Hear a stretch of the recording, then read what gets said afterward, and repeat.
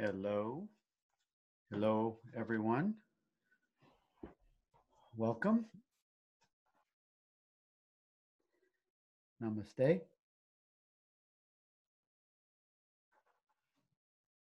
Button. Right now, we're recording. Welcome, everyone, to the Pure Presence book study. I'm your host, Bill Free, and it is my total appreciation and gratitude that you all join with us on a weekly basis. And also we have these amazing co-hosts. And this week I want to welcome Beatrijs. She's from, how do you say your last name, Beatrijs? Kortenhorst. Kortenhorst. Good in one time. Good. Not bad. Yeah. Welcome, Beatrijs. She's her first time as a co-host on this study group, and I'm very happy to have each one of our co-hosts seems to bring another flavor of the expression of the non-dual teaching and the love for truth that we all share.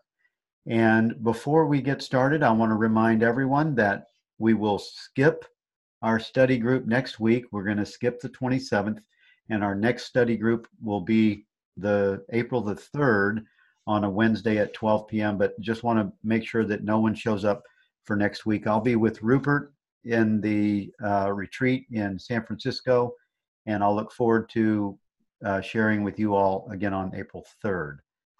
So without further ado, I want to just get started with chapter 6. This is a really, every time I open this book, every time I look at one of these chapters, I say, oh my God, this chapter is the best one. Each one. This one is the inward facing path. And the thing I love about this one the very most is I didn't get it. I didn't get it until I would say last year or sometime or maybe 18 months ago.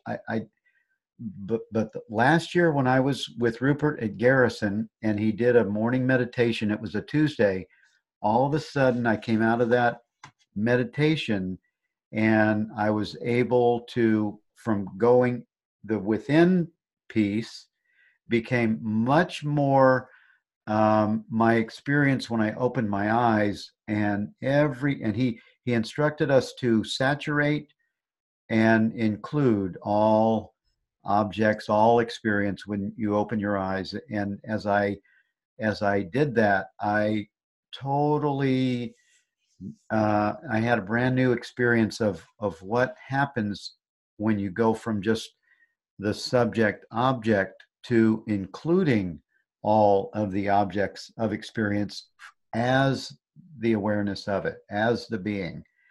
And that was my and this chapter also speaks to this occurrence of being aware of being aware. It is a gradual sort of it seems to be he calls it gradual. It seems to be expanding in how it the unveiling of awareness seems to be just it just thins away the obstacle or the veil that we somehow put there, and we become more and more, I would say, awake. And Beatrijs, I love that you're on the show this week, and I would love to hear what your expression, what your take is on this chapter, or anything that I just mentioned that you would like to respond from. Yeah, I'd like to start about this book. I thought it was a simple book, like and one of the last discussions we had, someone said, no, it's not simple at all. It's much better to start with one of the other books. This book is so compressed. So I bought 3 or 4 of those little books because I thought, okay, this is a good book to share with people who don't know anything about it. And then I started reading. And I thought, oh no. And it's a little bit the same with this chapter. I will be coming back to the title of this chapter again and again. The inward facing path.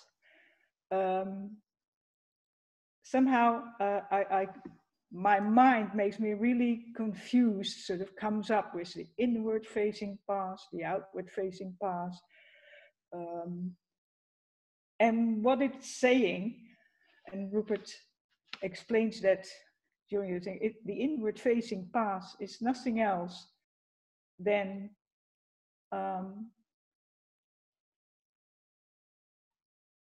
just the looking without objects, no objects. Yes. And that's, for me, is what is the core of this chapter. Yes. I'll get to it a little later. No, let's go to it now. The inward facing path, the way he explains it, he just says, okay,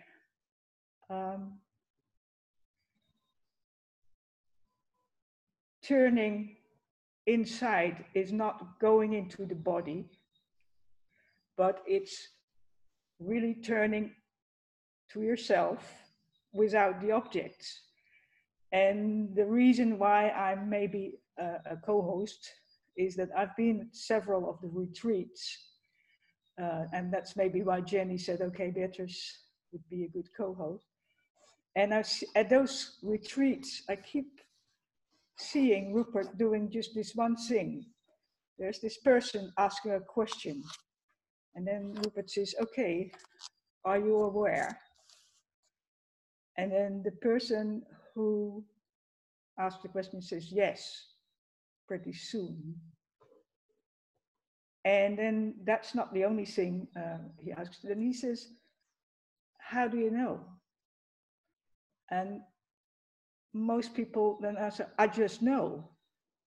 And by these two little observations of Rupert, he gets me immediately into, and all those people, immediately into this experience of what being aware is. Yes. So there's this whole book full of very clever and very clear and intelligent formulations. But if someone, when I read it with my mind, instead of with my experiencing it, I do not get anywhere. I enjoy the way, the concise way he is explaining it. Yes. But the real thing, like when people ask me, yeah, what is it? What is it being aware of being aware? How do I get there? And these two simple steps he forces people to take. Are you aware? Yes or no? How do you know? So it sort of forces me, when I lose it, into being and knowing at the same time. So there's only one thing I'm absolutely certain about in this life, and that is that I'm aware, and that I know that I'm aware. That's the only. I know, it's just it blows your mind when you recognize how clear that is as an experience. It's not something to be believed.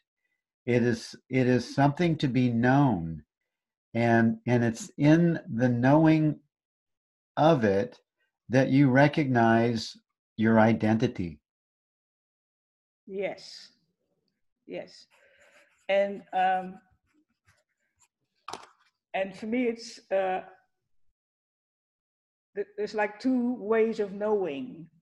I know a lot of stuff. I've been to university. In my profession, I I found out a lot of things. I know a lot of stuff. And this thing, are you aware? And how do you know that? That kind of knowing is completely different. It's what I am. It's from a completely different. It's not the same as knowing that 2 and 2 is 4, or knowing the technology of how we are able to talk together. But there's this deep knowing that I am. So, and it's so simple that Rupert can force you, me, and all those hundreds of people to get there by just asking, are you aware? How do you know? It goes from the concepts into the experiencing of it. And then you said, you were talking about identity, and I'd like to, if it's okay with you, to skip to the next page. Yes. And there is a question from Tanya, and we will get to that question. Thank you for that question on page 73.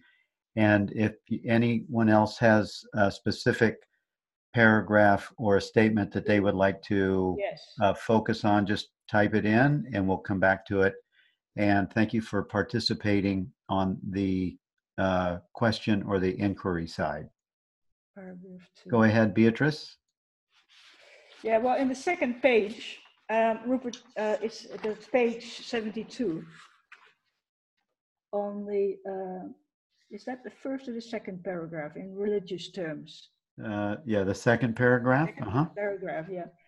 So the absolute knowledge I was talking about, the one you access through experiencing, is known as God.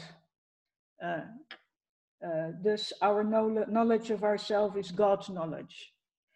Now, I'm one of those people who was raised Catholic, Roman Catholic, and it was hammered into me almost before I was born that God and I are two completely different things. Yes. And so I'm conditioned that way so strongly that when I read that part, I almost lose the knowledge I was just talking about. Yes, yes, I know. And that's different, I know, for other conditionings. I've heard it said that it's very difficult for the Buddhist people to work with the word I in this respect. So their conditioning goes against this. But for me, the Rupert's way of forcing me to experience that I am the knowing sort of stops me from making that duality with God. Sort of it goes around it. So, yes. And therefore, like one of the things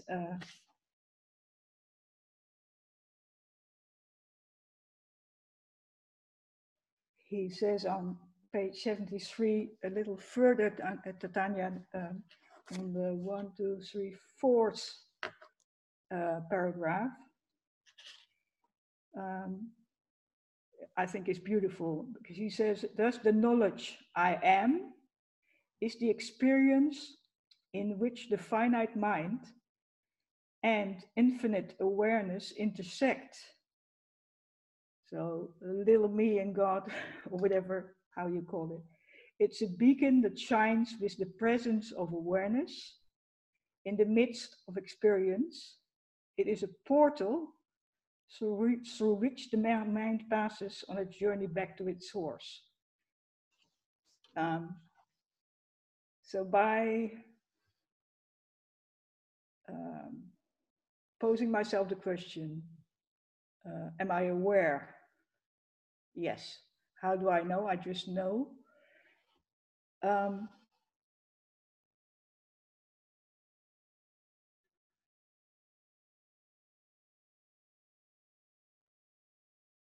I experience being that awareness. It's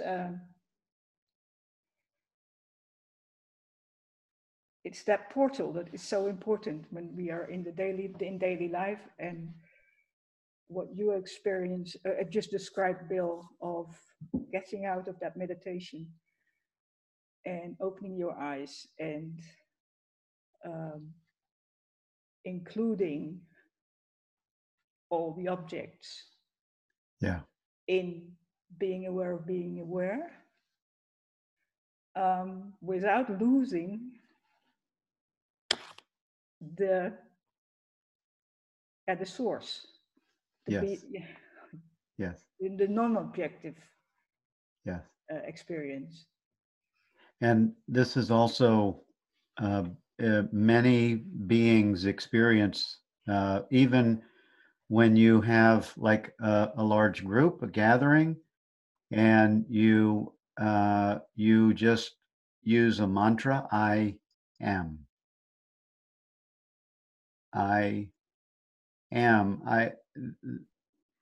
That description that Rupert gives here in that fourth paragraph, the intersection of awareness, the finite mind and infinite awareness, it's only because words are used. And I like the way that is described.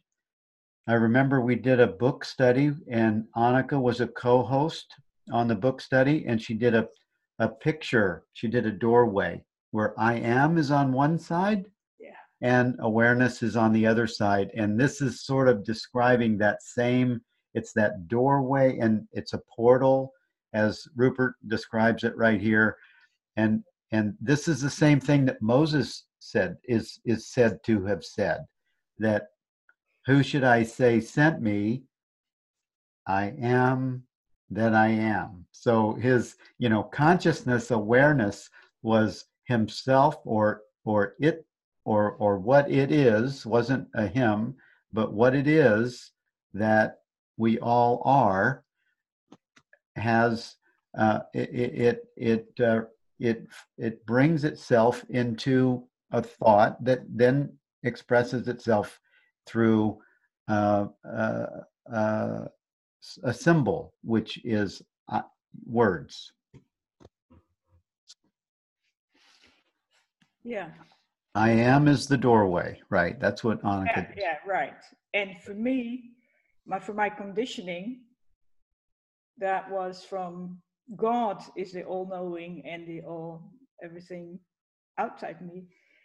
The I am brought me home, so to say.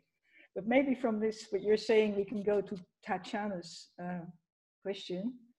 The second paragraph, it's Go ahead. Knowledge I am. Yes. It's like a small image of the screen. From the standpoint, from the standpoint of the image of the screen is part of the image. From the standpoint of the screen, it is the screen. And then the one that's important for us, from the point of view of the mind, the knowledge I am is an experience within the mind. From the point of view of awareness, it is awareness itself. I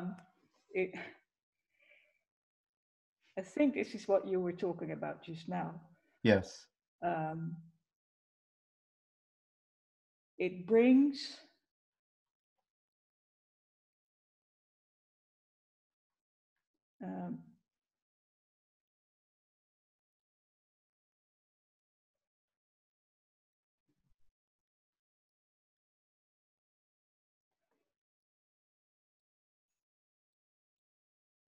the knowledge I am from a concept in the mind to reality of the awareness itself. It's almost personal. That's not why it's from the point of view of awareness, it is awareness itself. I am. It's like what it says on the next. It's yeah. Is there anything you could you thought you have on? This is kind of this is it's sort of like the experience of when you're in a meditation, one of Rupert's meditations, as I was describing, you're the screen of awareness in the meditation. You're not using the appearance, or and you've closed, your eyes are closed, and so you're very you're closer to the experience of being aware when that sense or the visual sense is not being used, and so you're closer to the screen experience, the screen of awareness. And then when you open your eyes and you see images, you're also now including those images, which would be the I ams. You're including those images as your direct experience, that is awareness experiencing itself in the objects as well. Because the objects are not separate from the awareness of them.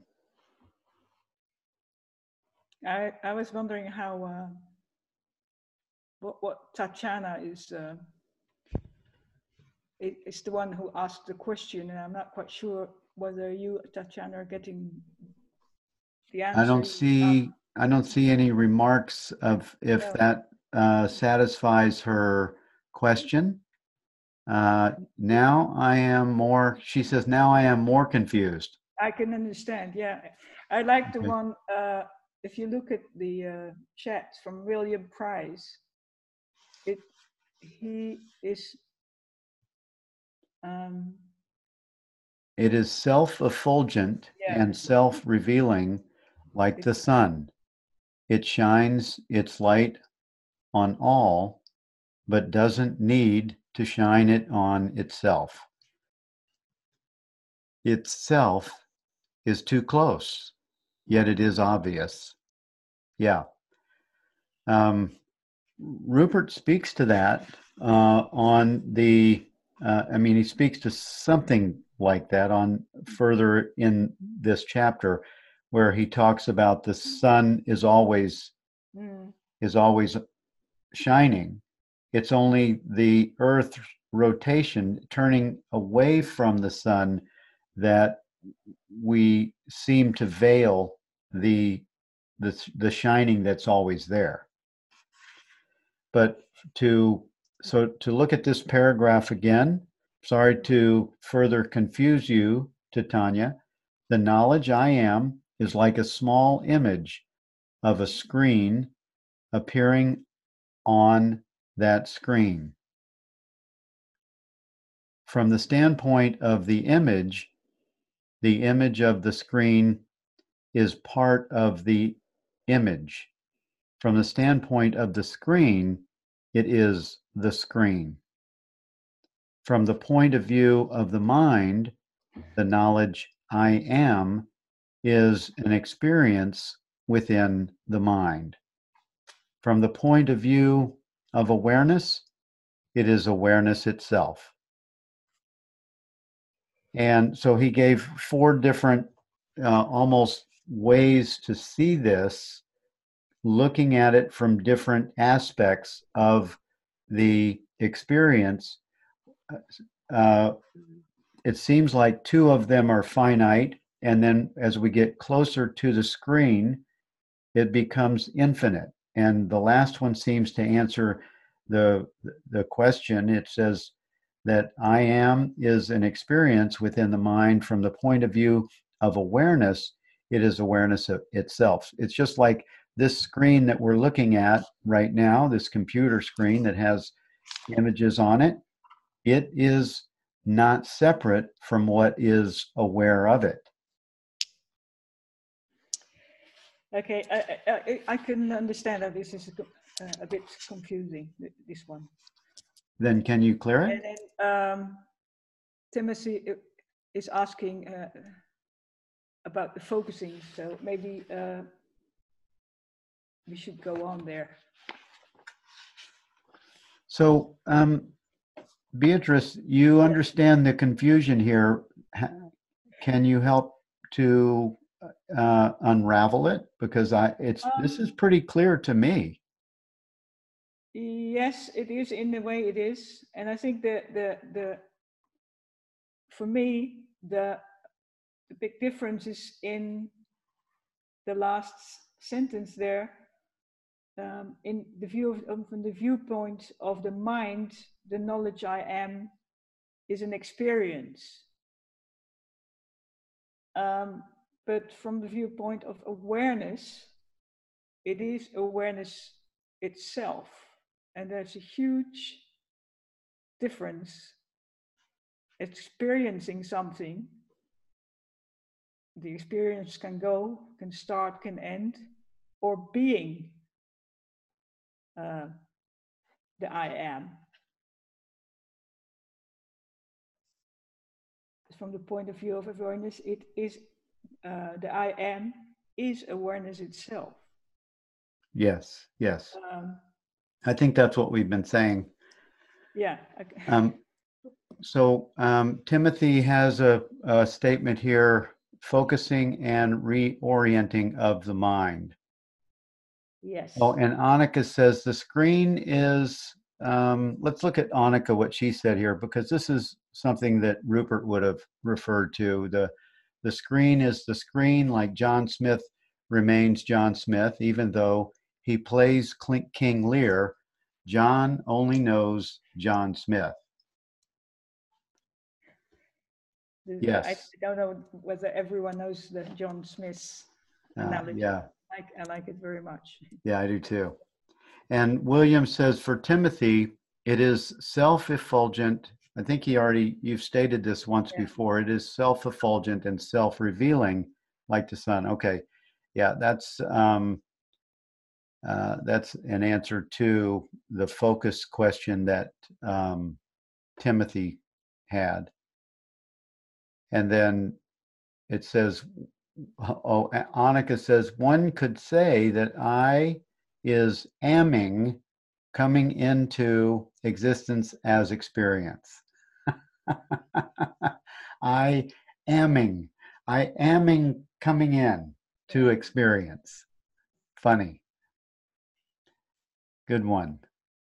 William Price, I didn't realize, William Price, that you were in Austin, Texas. I was out there 2 or 3 weeks ago. I'll be back in June in the San Antonio area. So we're a little bit like neighbors sometimes. My daughter lives out there. He says for Timothy, he says, okay, I was rereading what you already said. I'm sorry. Beatrice, what else do you want to look at in this chapter? Well, the other thing I really like in the chapter is the last sentence on page 75. Meditation is what we are and not what we do.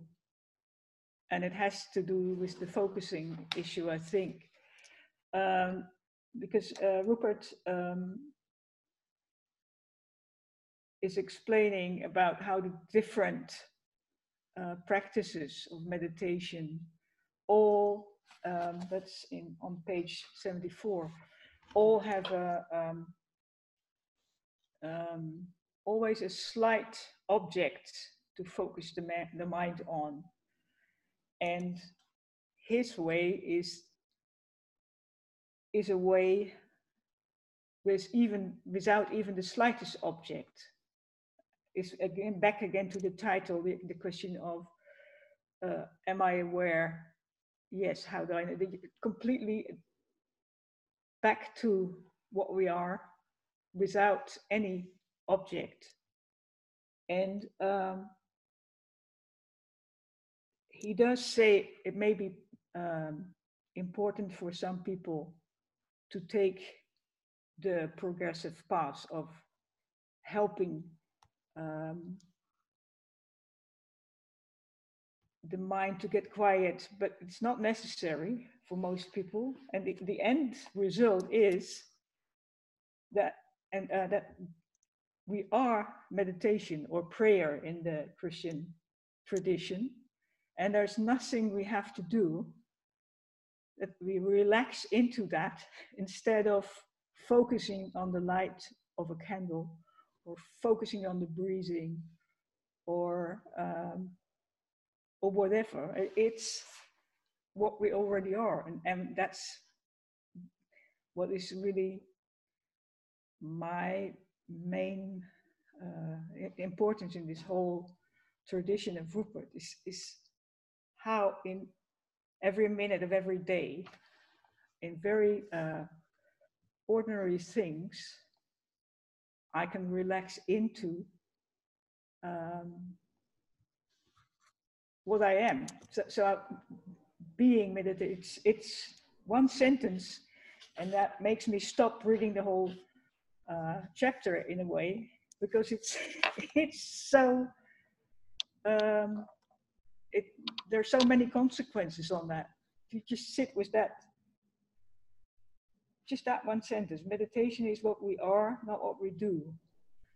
It sort of cuts out the root of my whole conditioning, of the whole Western conditioning of how you have to strive or do your best or be pure or whatever, or go into therapy or counseling. It's meditation here now is Beatrice talking to a computer screen. It's what I am already am, the knowing of it. And there's nothing to be done. And that sort of practicing that in a way, just realizing again and again, hey, it's okay.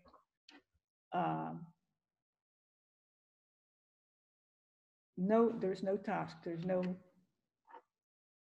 it's what you are, the prayer or the meditation. Yes. You know what's interesting? Rupert is the first teacher, the first pointer for me that describes meditation is what you are, not what you do. And in that sentence, that really gives understanding to a better understanding of meditation, because you only just pause into it. You pause into meditation as awareness, and it's almost like meditation is more of a relaxing into and as an abiding space of being. That's the new, and you can have those words. For me, they're a portal into the experience itself.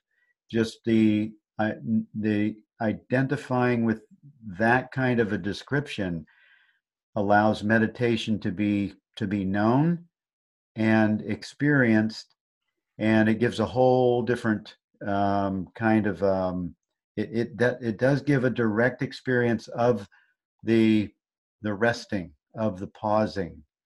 And Rupert's the first one that pointed that out for me, and my meditation experience is changed because of that.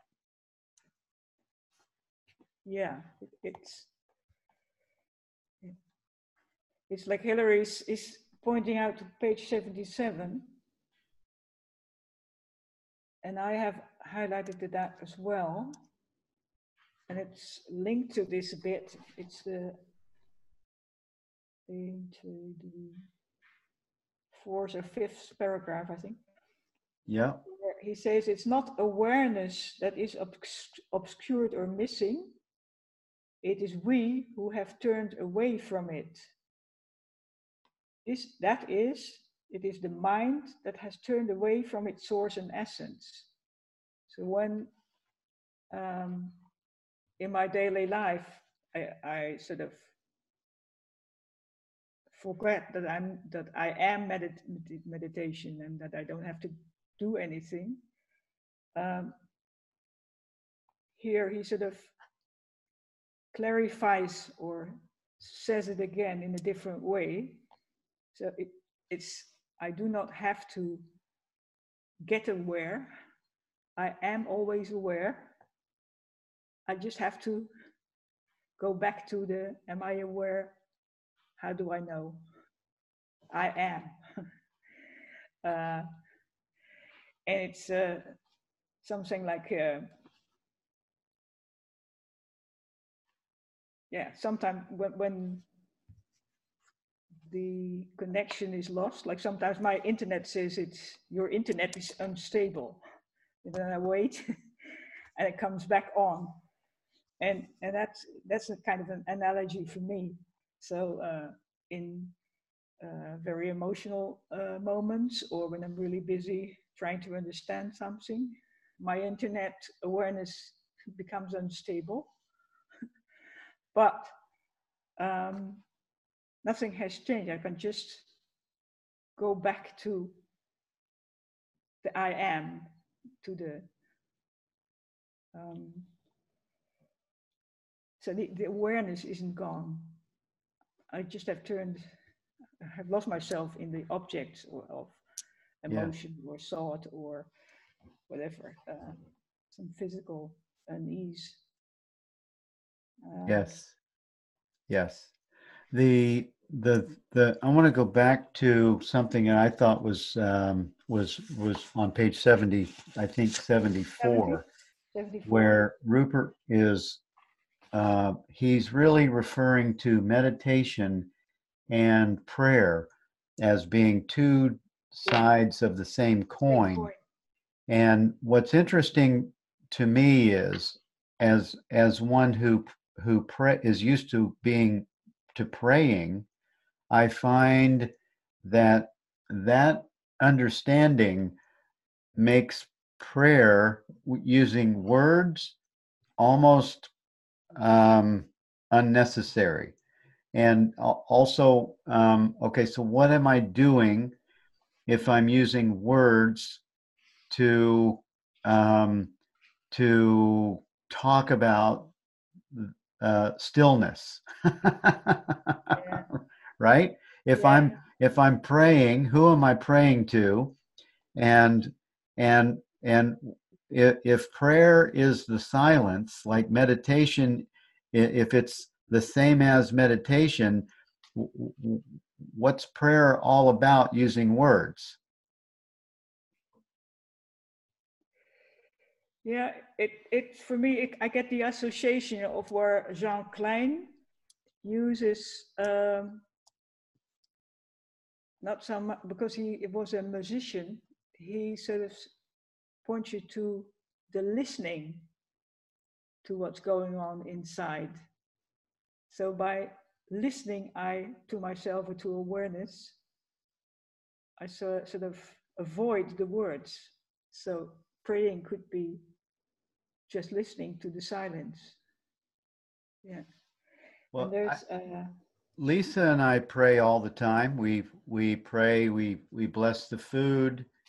We bless each other. We get quiet before a meal at night, and we just close our eyes and just allow the expression of really I just use that.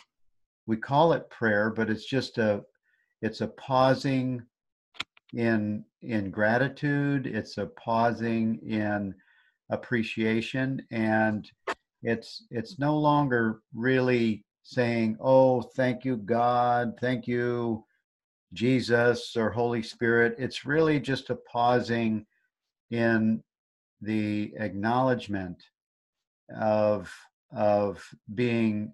For me, it's that space of awareness, of presence, and just being in gratitude. That keeps coming up to me. Like that's what, the more we soak into this whole warm bath of awareness, the more I come out in a space of gratitude, of being really grateful for all objects and things that happen. It's like, yes, awareness is awareness, and the other side of it is love. And I feel the way I'm changed is that I'm more and more often just in silent gratitude. And I can. It sounds really nice if you're with two people together to share that before meals. Yes. Yeah. I like what Annika said here. Attention is withdrawn from objective experience, but prayer can make us sink into self-awareness. Yes. Yeah, the self being the gratefulness. Pardon me? The self being the gratefulness. Yes. It's really, for me, I've changed prayer since the direct path. I've changed prayer to be more of a quiet, as you said a minute ago, Beatrice, a quiet listening and allowing to come forth, and not just lay a bunch of, oh, I'm so grateful for this, as if there's something in duality of something that you're not grateful for, and this you are grateful for. Well, to pause in and as presence gives the space to allow awareness to be aware of itself, and in gratitude, and in that space, whatever is said, whatever is spoken, whatever is thought of, is now saturated in the space that is aware of the experience. Right. So Rupert says what you say on page 80, just what you're saying now. Okay, let's look at that. Fourth paragraph of page 80. Okay. He says, it is the non-activity in which the paths of knowledge and the path of love or devotion meet. It is the experience in which self-investigation and self-surrender are understood to be one and the same. That's what you're saying, right? Perfect. That's what you meant, yeah. That's exactly what I meant, yes. It's, yeah, thank you for noticing that. Perfect. Do we have something else on the board here? It looks like Patrick said something. I got an answer to my question on how to prolong being aware of being aware on page 79, the third paragraph. What was this? It is only, oh yeah, this is everyone's answer. I wrote, this is everyone's answer. It is only when we give up and turn back, only when we cease seeking peace and fulfillment in objective experience and turn the mind in the directionless direction, allowing it to sink deeper and deeper into the heart of awareness from which it has arisen. That we begin to taste the lasting peace and fulfillment for which we have longed which we have longed all our life. Yes. Thank you. Thank you for mentioning that.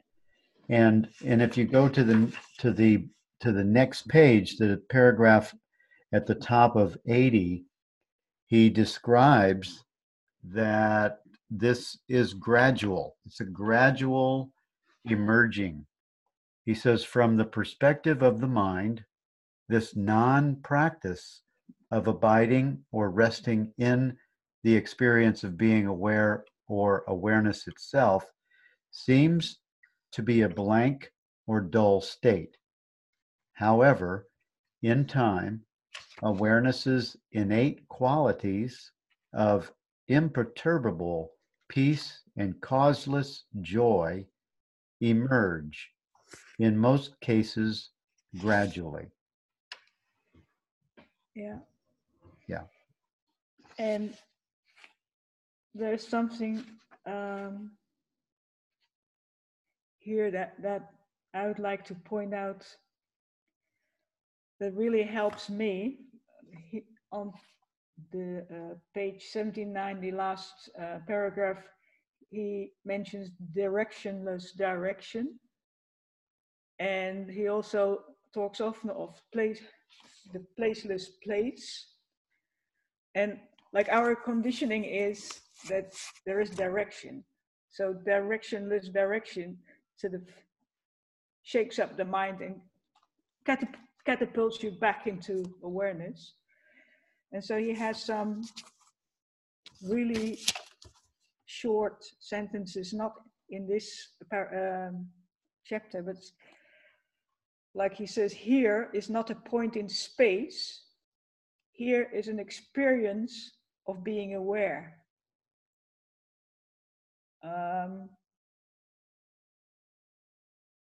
Here is pure consciousness that shines in each of us as the knowledge I am. It's sort of how to uproot your normal thinking, the way I have been educated and you've been educated, the whole West has been educated. Here is a place, but it isn't a place. It's and the way he sort of turns it around into these wonderful words really help to come back into being aware. Like, it's not a point in space. Here is the experience of being aware. Here is the pure consciousness that shines in each of us as the knowledge I am.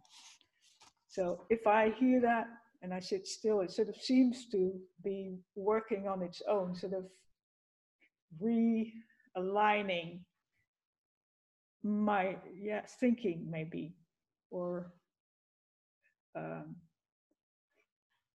when you go to a retreat with Rupert for 7 days, when the last day is there, he says, just go home and ponder the consequences of what has been said here, and ponder the consequences of what you said. It's a slow process.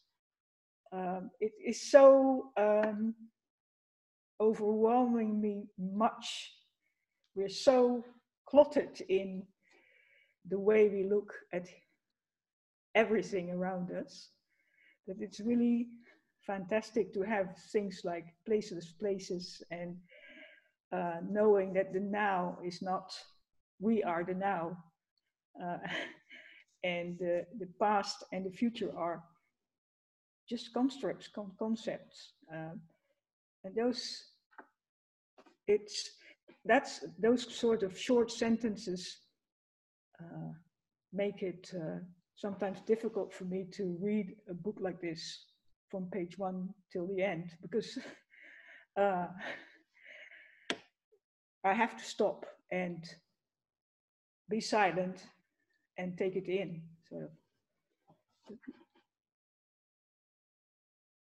yeah, okay. I love the way you express that, Beatrice. Thank you for that. And I also noticed that Hillary says, aware being never truly goes away. This is the age of the direct path. Yes, that's how we enter. That's how we enter. Yeah, this is the age of the direct path. The last sentence. Yeah. Yeah. And it is, isn't it interesting that we're at a time, I don't know when you picked this up, Beatrice, but for me, it's only been, I was a Christian up until 12 years ago.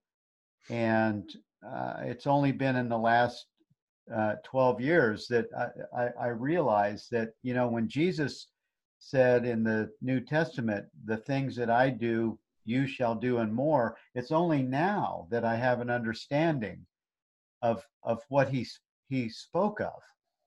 Yeah.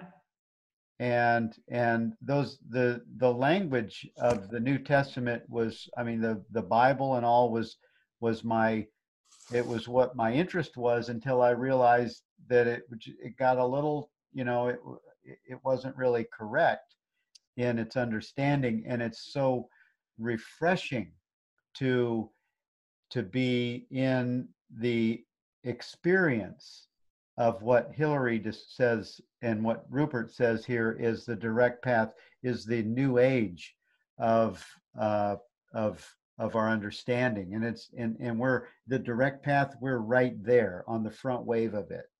Yeah. Well, no doubt you have noticed that in the Bible, in the New Testament, they're saying exactly the same. It's just been interpreted the wrong way. But like, Yes, I yes, am the way, the and the truth. yes, yes, yes, yes. I am the way, So the truth, many and the things life. that I think, if you take them literally, you're in the direct path. Yes, It's yes. just that it's been snowed under by people who didn't completely understand what was being spoken about. Exactly. Yes, Yeah, exactly. And that's all changing because of, I think, because of the internet and the expression. You know, consciousness is rising to an understanding, and the experience is just completely different. The life experience, we no longer, we now have tools. Rupert's tools, John Klein, as you mentioned, Francis Lucille, a Course in Miracles, different teachings that allow us to have an understanding, so that we're no longer giving the attention of objective experience everything, and being drawn into it with our energy, our emotions. We're able to rest in the peace of God, which is the peace of awareness. It's the peace of pure presence, where all things of objective experience they're all resolved right there, and they resolve, and then they relax back into the space of pure peace. yeah, Yes, and James said, and this is a great paragraph. I totally loved it, from yeah, this chapter on Ramana Maharshi. That's yes, why I enjoy the paragraph describing Ramana Maharshi and Buddha. Yes, and you can include Jesus as well. That yeah, we all have that same essential nature. It's the top of page 81 in the ebook. And in this book, it's the fourth paragraph on page 81. When Ramana Maharshi, or the one before. oh, is it okay? Ramana Maharshi, you want to read that? Yeah, Ramana Maharshi and the Buddha did not have special access to the nature of their own minds, nor any special qualifications. The Buddha just sat down under a tree and said to himself, I'm going to stay here until I recognize the nature of my own mind. The essential nature of his mind was exactly the same as the essential nature of each of our minds. And when Ramana Maharshi was suddenly overcome by the fear of death, he lay down on the ground and simply asked himself, what is the essential nature of myself? What cannot be removed from myself? What happens to awareness when the body dies? In other words, he spontaneously engaged in the process of self-investigation. So um, as a compassionate concession to people's difficulties and objections, all the great spiritual and religious traditions have enumerated various disciplines and practices to refine and prepare the mind for its eventual subsidence in its source or essence. Ramana Maharshi bypassed all these progressive means and went directly from his current experience to the essential nature of his mind, thus resurrecting the direct path for our age. And Hillary's last sentence, this is the age of the direct path. But it's so wonderful. Like, and Jesus belongs with those two, I would say. Yes. Buddha Yeah. just sat down, and Ramana Maharshi just lay down and asked themselves, "What am I?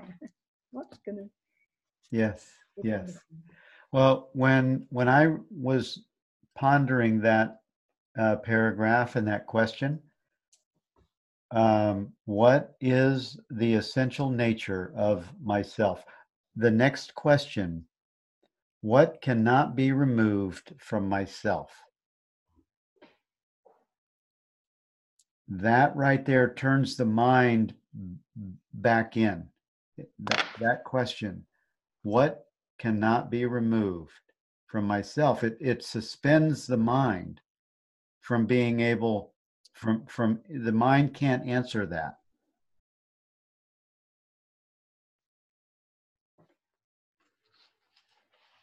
Yeah, that's the wonderful tool of the Zen tradition, the unanswerable questions, Yes. and sort of bypassing the mind in that way. So we have 5 minutes left. Beatrice, what's your favorite? Do you have a favorite piece of this chapter? How would you summarize? I would summarize it with the title, The Inward Facing Path, as being with myself without turning to the objects. And the favorite quote is the one, meditation is what we are, not what we do.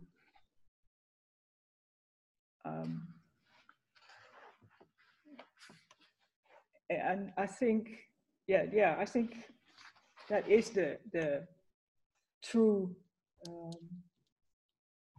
Karen, is that heart of this chapter, that it is what we are and not what we do. And it is directly accessible. And we do not have to practice to get there, because it is already what we are. And we do not have to stand on our heads or read the Bible or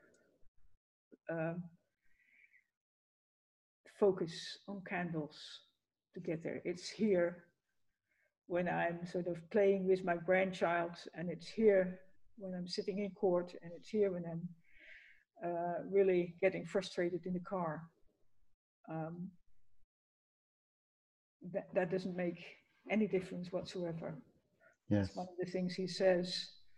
Awareness is there, also there in the deepest of depressions, and it's there when you're really happy and in love.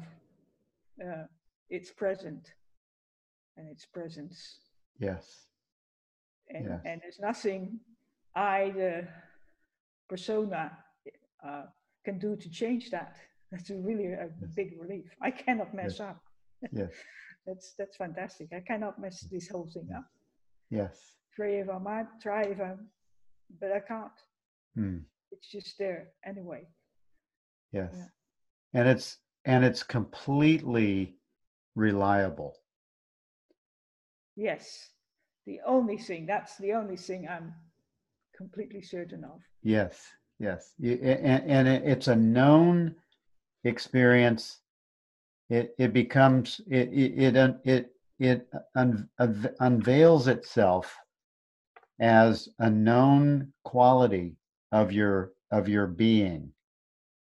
Yeah, and it's impossible to explain it. Like if Rupert asks me, how do you know you're aware? There's only this, I just know, and I'm 1,000% certain that this is true knowledge. Yes. So Annika says awareness seemingly separate and then going home again like the prodigal son, but never not itself. Right. Love you all. Yeah. Love you all. Well, thank you all for being here today. Thank you, Beatrice, for being a guest on the show, a co-host, and I appreciate the expression and the presence and the love that you share for truth and with us in truth. And thank all of you, thank all of you for your comments on the chat board. It's been a busy chat board. We haven't been able to really stay with it completely and totally, but thank you all for joining with us. And I'm thinking about we have our next book club is going to be April 3rd. We'll have James Clayton here. And then I'm kind of thinking about the next book might be this one. And if you guys want to send me an email and tell me if you like this one for our next book, probably sometime in May or June, we'll start another book club after we have about a month for a pause. And then I'm thinking about that book. If someone has something else, I'll go by popular demand on the book study. I love doing this. It's my total joy and absolute. I just love being part of you all in this community of like-minded beings. And I love you all. Thank you, Beatrice. Would you have a last few words to our group today? Well, thank you all for being here and listening to me. It's a great opportunity. And yeah, I hope you're enjoying the warm bath of being alive and being present. Yes, yes.